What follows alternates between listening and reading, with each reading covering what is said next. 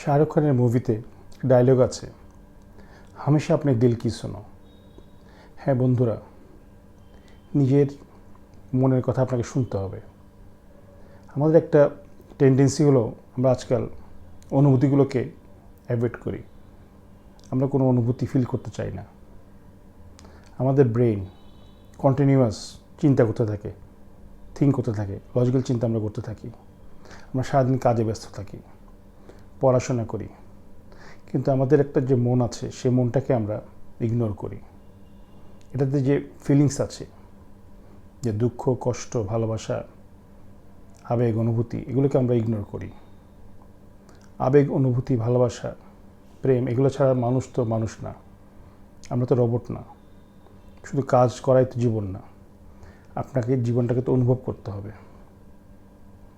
আপনার প্রকৃতি আপনাকে অনুভব করতে হবে, বৃষ্টি, যে শব্দ, এগুলোকে আপনাকে অনুভব করতে হবে। অনুভূতি ছাড়া এই জীবনের মূল্যটা কী? কিন্তু আমাদের যে টেন্ডেন্সি সেটা হলো আমরা অনুভূতিগুলোকে অ্যাভয়েড করতে চাই। আমরা অনুভূতিকে ফিল করতে চাই না, কারণ অনুভূতিকে আমরা ভয় পাই।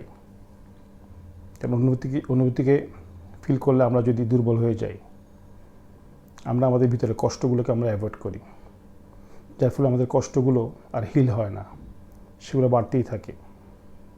আপনি যদি আপনার অনুভূতিগুলোকে অ্যাভয়েড করেন, তাহলে আপনি কখনোই সুখী হতে পারবেন না। আপনি আপনার ভিতরের কষ্টগুলোকে যদি অ্যাভয়েড করেন, তাহলে সেগুলো সেখানেই থেকে যাবে।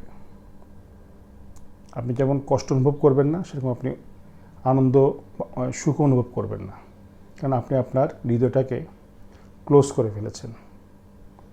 এটা মৃতর মতো হয়ে গিয়েছে।